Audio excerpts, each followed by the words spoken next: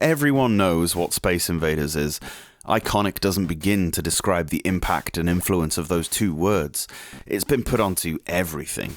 The Game Boy port is decent. It plays like every version of the game you've ever played. There are the same 4 shields, although the size of the screen is accommodated for by reducing the columns of enemies from 11 to 8. Modifying the original to fit the Game Boy was done well. The colours are inverted, which was also a good idea. The aliens are black on a lighter background. You can see everything well, and the game is as fun as any other version I've played. You get 3 lives to kick off with, an extra one at 1500 points, and that's it. This is old school arcade, and it didn't try to hide the fact.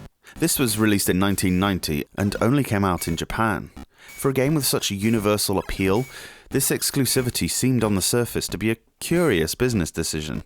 However, all would become clear towards the end of 1994.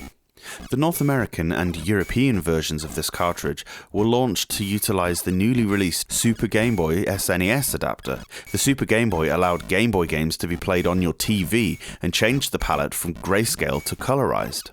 It also made the games way easier to see. Remember, in 1994 the only option was the spinach screen with all that blur. In addition to this, various games were given other enhancements, such as border designs. Playing the Game Boy version in this way gives you this arcade cabinet mock-up, which also reverts the colour scheme, simulating the coin-op version, and it's surprisingly effective.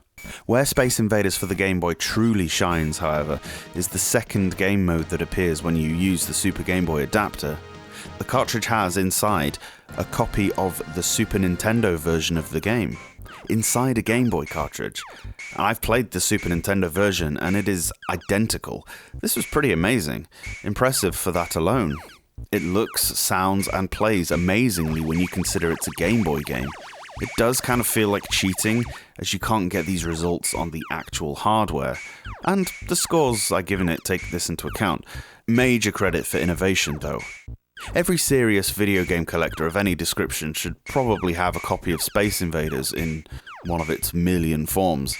I'm looking no further than this one.